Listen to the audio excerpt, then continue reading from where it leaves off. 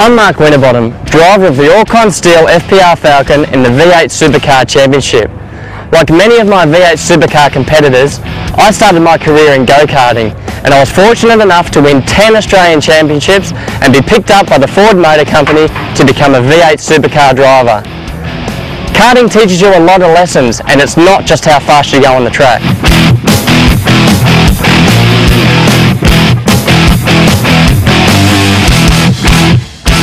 Karting has provided me with a lot of opportunities. I've made some great mates all across the country, spent quality time with my family, and it's taught me driving techniques long before I was able to get my road licence. But most of all, karting was enjoyable. Karting's not just a sport for kids. Whether you're 7 or you're 70, it can be fun for the whole family.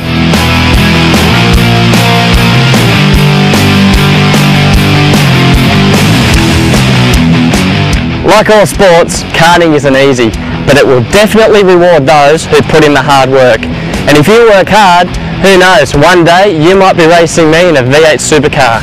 So please sit back, relax, and take in all the information that follows, because it's going to give you a good insight to the great sport of karting.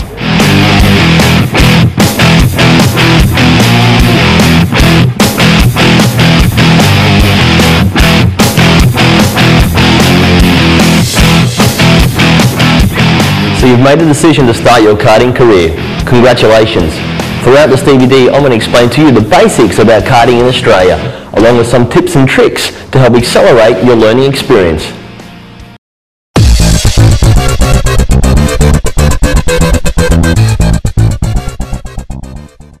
You can apply for a licence online at www.karting.net.au. Before you start, you'll need to access a computer as well as a printer.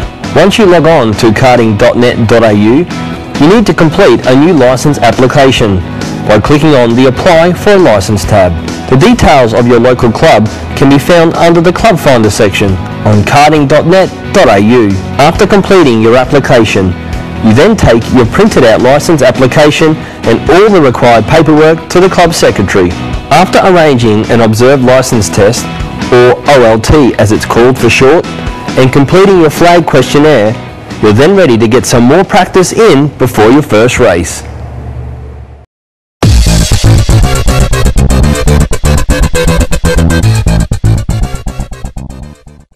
Flags play an important role in Australian karting. It's a way of communicating to the drivers during the race. The national flag is the traditional flag for starting an Australian karting race. These days they've been replaced at many tracks by a set of green lights. Restart, reform on track. To be used by the starter or the clerk of course following an error of judgment by the starter. Signifies that it has been a false start or a no start. Return to the pits. When the yellow flag appears, it means danger and drivers must reduce speed. There is no overtaking allowed until the driver passes an operational flag point that is not displaying a yellow flag.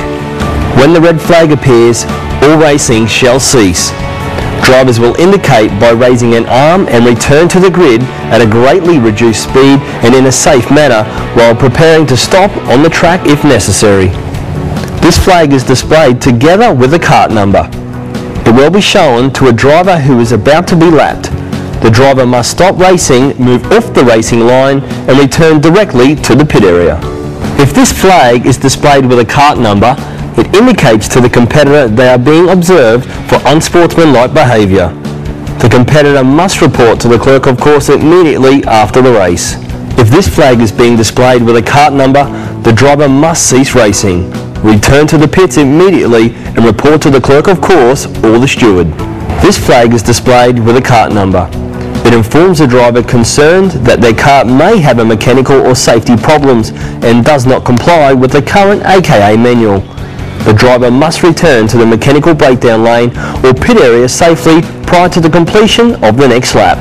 Either a white flag or a last lap board may be displayed to indicate to the drivers that they're on the last lap.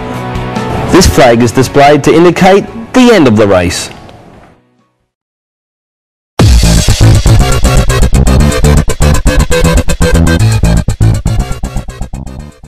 Many clubs across the country do things differently when it comes to entering a race meeting, and depending on the size of the meeting, the closing dates also vary. The best thing to do is speak with the race secretary at your club, or the host of the event that you're looking to enter. They will be able to provide you with an understanding of whether you can do this online, via fax or mail. All of these details are also outlined in the supplementary regulations, which include the race format, timetable, and a lot of information about the race meeting. When you arrive at the track on the first morning, you need to go to the race secretary office to confirm your entry with a completed scrutineering form. This form is completed by you after checking that your kart complies to the AKA standards. I suggest for the first couple of times at a race meeting, you speak to your local kart dealer who can give you some helpful hints about making sure your kart is fully complied to the rulebook. After confirming your entry, it is time to go racing. Well, nearly anyway. You'll have to attend a driver's briefing and then it's race time.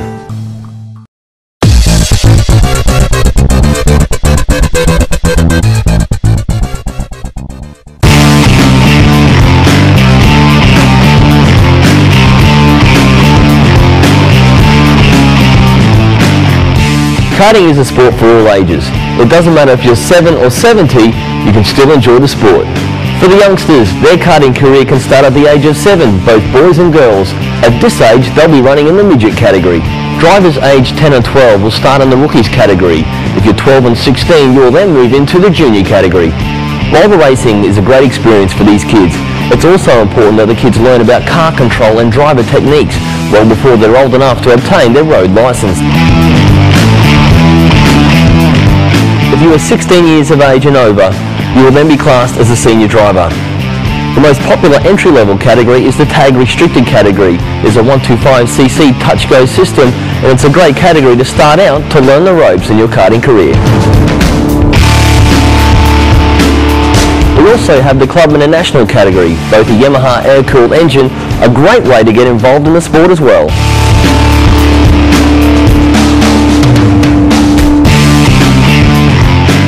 As you get more involved in the sport and develop your skills, you can move into other categories such as the 125cc Rotax and Leopard class. All the classes are explained in more detail. Just jump on www.karting.net.au.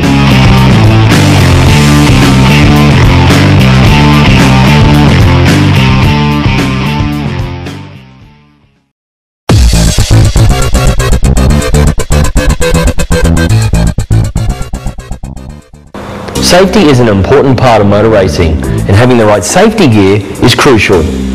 Starting off with the gloves. Important part about the gloves is to look to make sure that there's no holes or cuts inside. When putting the glove on, you must make sure that your hand is fully enclosed. Racing boots are very important as well. Not only is it important to get the right feel on the pedals, it's making sure that you've got a boot that is going to protect and cover your foot. With their thin sole, it gives you a great feel for the pedals.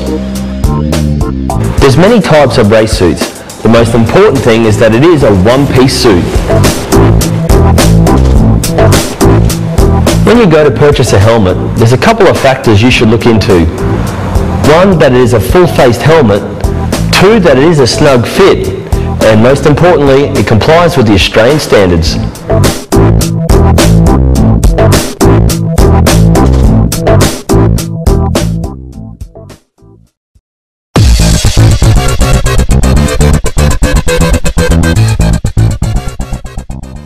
One of the most important accessories in karting is having the right tools.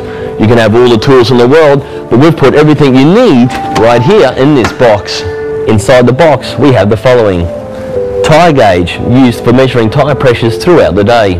Soft hammer for removing the rear axle. Our front socket, which is used to remove the front tyres. 8mm Allen key is used for clamping up the engine. 6mm Allen key is used for clamping down the front and rear hubs. 5mm Allen key, a common use tool using many parts of the chassis. Our 4mm Allen key is used for our steering wheel. Our pliers are used for exhaust springs and circlips. Our screwdrivers are used for airbox and carburation. Cable ties are used for many parts of the chassis. A 13mm spanner is used for the rear and front of the chassis. A 10mm spanner is used for our steering wheel components. Our 21mm socket is used for our spark plug spanner. And the most important thing is our race tape.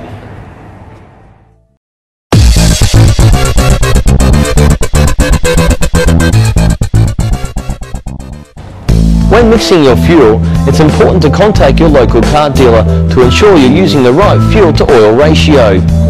Midget and rookie category is 25 to 1, 25 litres of fuel to 1 litre of oil. The club and category uses 20 to 1. The Rotax category uses 50 to 1. The Leopard category is 16 to 1. Now we're going to show you how to mix some fuel. Most kart oils today are caster-based oils. It's very important to use an accurate measuring container. Once again, it's very important to make sure that we've inserted the correct amount of oil. Now we're going to place the oil into the fuel jug. We're now making sure that we're placing as much oil into the measuring jug as possible.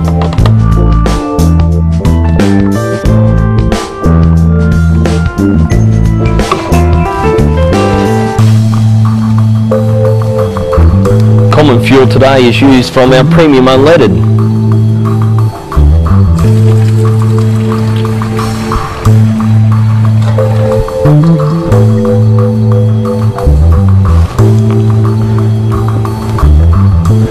It's also very important to mix the fuel and oil together, so giving it a thorough good stir is also very important. Another handy tip is we also remove any excess oil out of our oil jug, making sure we get it into our fuel jug. Adding a bit of fuel like so, and also giving a thorough good stir. It might pay to do this a couple of times to make sure that we've got all the oil out of the container and it's going in our fuel.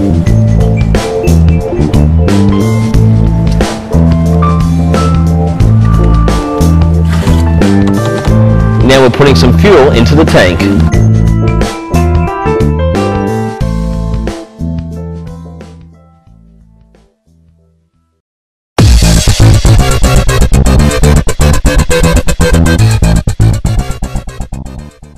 We're all fueled up, and now I'm going to show you how to prime a touch-go engine. The easiest way of doing this is to remove the overflow bottle tube.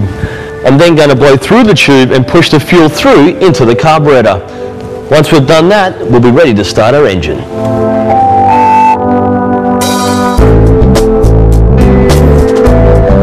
And now it's time to start your engine. Now it's time to show you how to prime a direct drive engine. The easiest way of doing this is to remove the airbox. Before we do that, you'll probably notice some black tape covering one of the holes. This is actually used with this particular engine.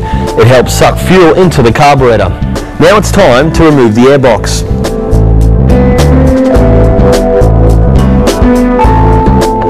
Also need removing is the spark plug to help prime the engine.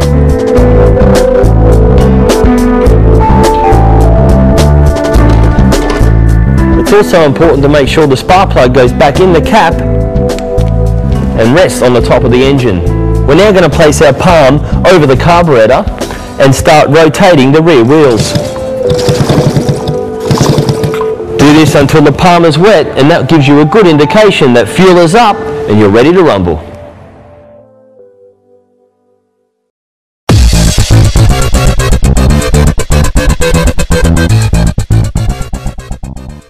To start a direct drive kart, you'll need a friend to give you a push. It's easy once they know how. The first step is to place one hand on the rear crash bar. The other hand needs to go on the rear of the seat. They then lift the rear crash bar and start to run with the kart. Once they have momentum, they can drop the kart, but of course still run with the kart until the engine is fired. Once the engine is fired, it is important for you to accelerate slightly. Once this has been achieved, the engine will gain momentum and you're away. With the introduction of the touch and go category, it has made starting karts a lot easier. As the name suggests, these engines are touch and go. You simply make sure the kill switch is off, hold your foot on the brake and press the start button. Like a direct drive kart, once you hear the engine turn over, you accelerate slightly and you're away.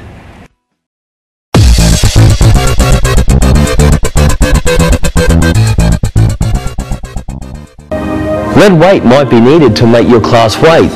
There's a couple of places to place this lead, either on the side of your seat or even better, under the seat. There are minimum class weights you must adhere to. The weights outlined in the AKA manual are driver and kart combined at a completion of a race. Some classes have a maximum kart only weight which you must comply to. If looking for lead weight to meet the requirements for your class, go to your local kart dealer as they have various sizes that you can purchase.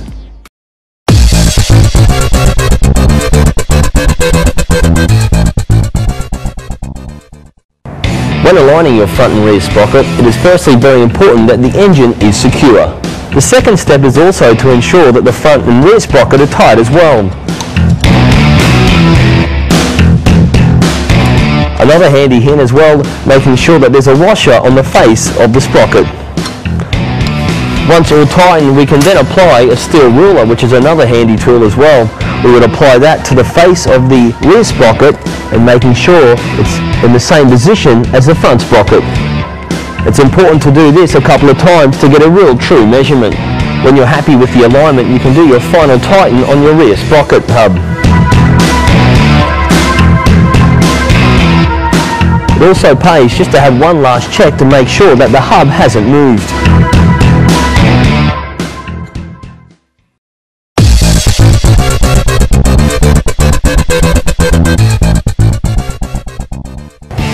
Another important part to your kart setup is tyre pressures. Having a too high tyre pressure can cause for a really greasy ride.